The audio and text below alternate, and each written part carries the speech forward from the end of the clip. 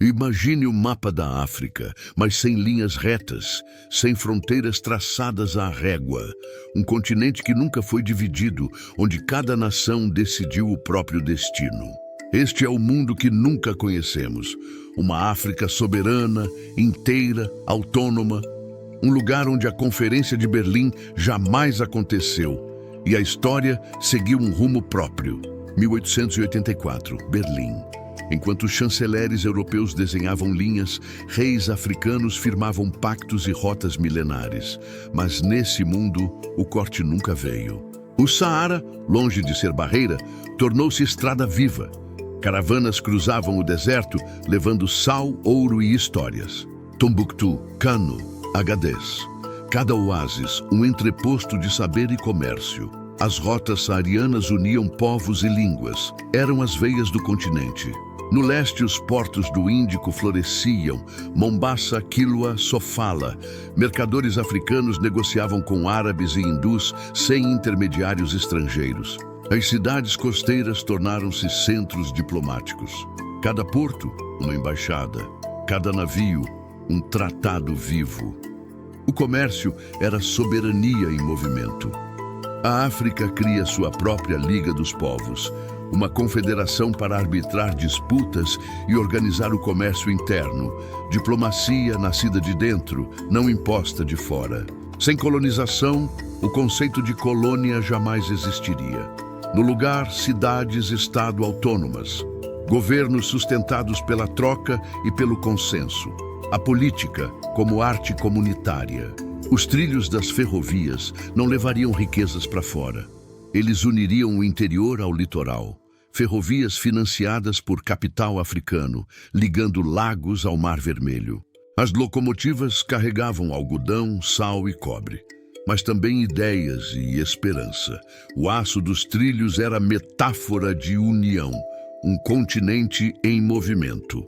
Sem partilha, o comércio seria descentralizado. Bancos regionais financiariam infraestrutura e o crédito seria dado em confiança, não em colonização. O século XX nasceria com universidades africanas.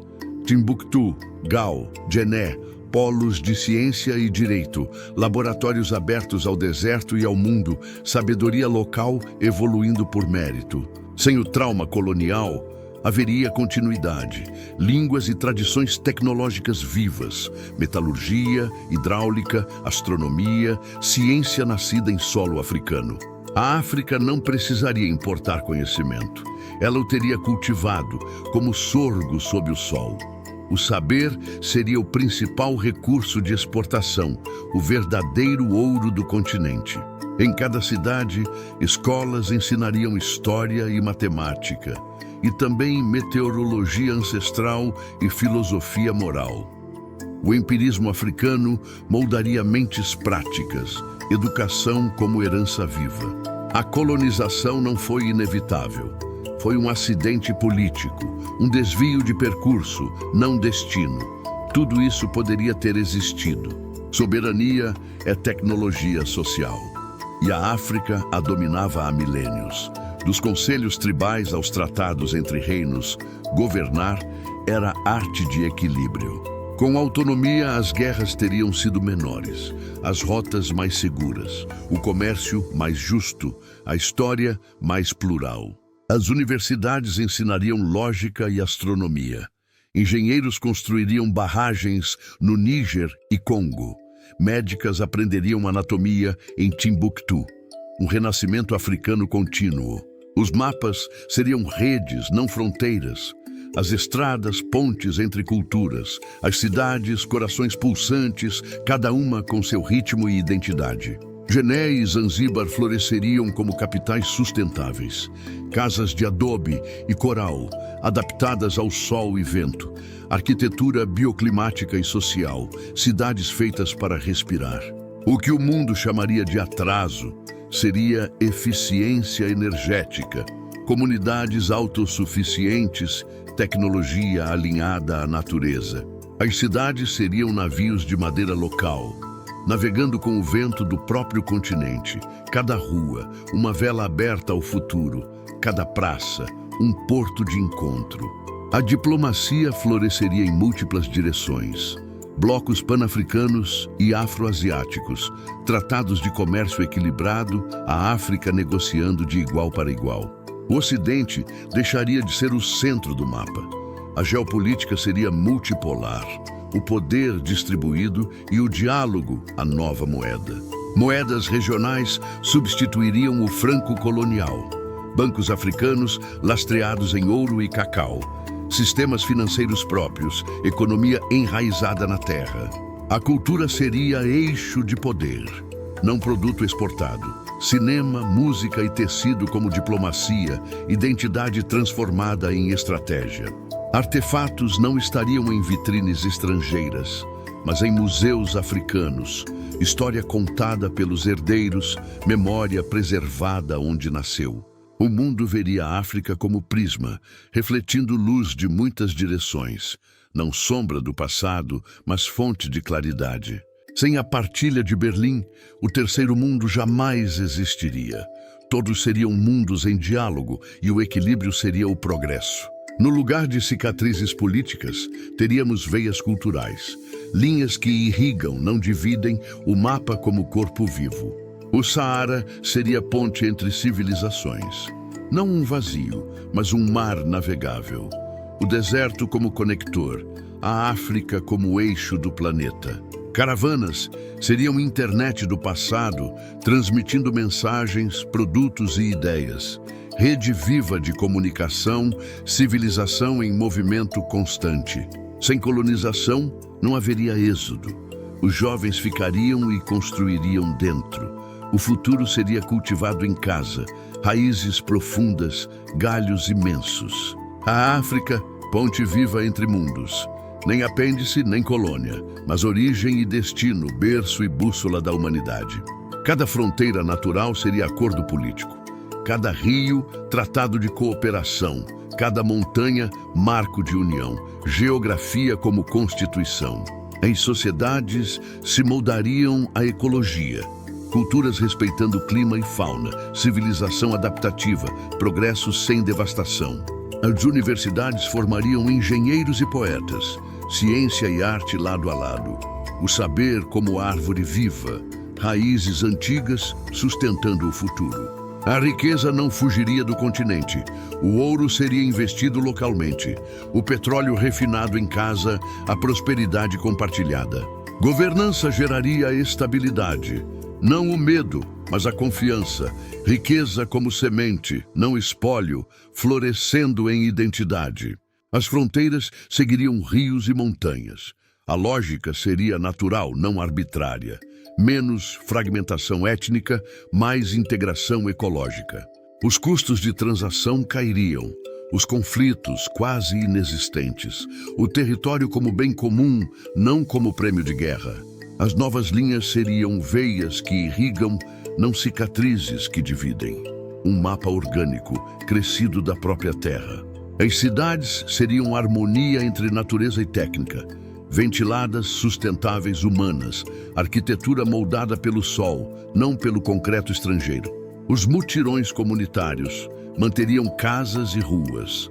A beleza seria coletiva, a cidade, organismo vivo, mantido por suas próprias mãos. As escolas ensinariam harmonia entre razão e mito.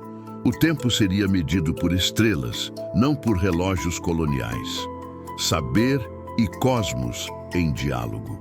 Os calendários agrícolas baseados na lua e no vento. O tempo da colheita seria também o tempo da festa. Ciência e espiritualidade entrelaçadas, um mesmo fio de sabedoria. Com diplomacia autônoma, alianças floresceriam. A África teria voz própria em tratados globais. Seria árbitra, não apenas parte, de um mundo mais equilibrado. Os acordos pan-africanos fortaleceriam blocos regionais, fundos de desenvolvimento locais, infraestruturas integradas e a moeda como símbolo de união. A África não seria devedora, mas credora. Exportaria capital humano e inovação. Transformaria recursos em tecnologia, identidade e em poder. Cultura, moeda e narrativa sob comando próprio. a identidade africana como eixo de poder, a arte como diplomacia, o saber como soberania. Moedas soberanas substituiriam o franco CFA, bancos centrais pan-africanos, economias lastreadas em recursos reais, não em dívidas coloniais. A indústria criativa floresceria, moda, cinema e literatura exportados como filosofia. Soft power africano, tão estratégico quanto o ouro. A diplomacia simbólica substituiria a dependência. Museus e universidades africanas repatriariam acervos. A memória voltaria para casa. A história retomaria sua voz. As bibliotecas de Timbuktu guardariam manuscritos milenares. Estudantes de todo o mundo viajariam até lá. A África seria farol do conhecimento, não periferia da ciência. O mundo inteiro olharia para o continente, não com caridade, mas com respeito. Um continente sábio, capaz de inspirar equilíbrio. O termo desenvolvimento teria outro sentido.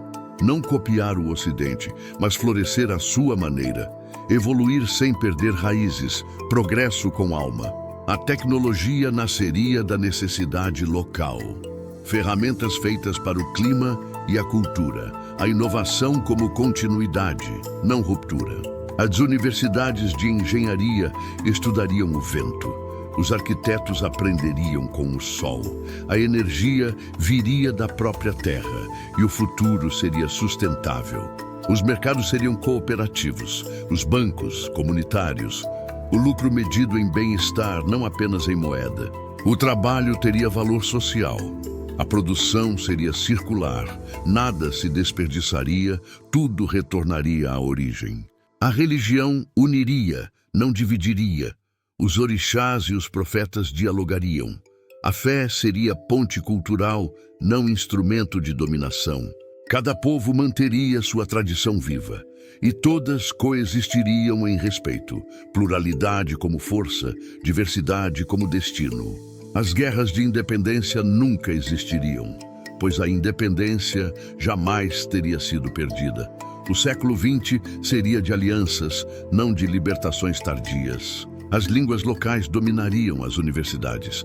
O ensino seria multilingüe, a identidade plena, a mente livre. O cinema contaria as epopeias de Mansa Musa e Nzinga. Os livros reescreveriam a história. O orgulho seria cotidiano, não exceção.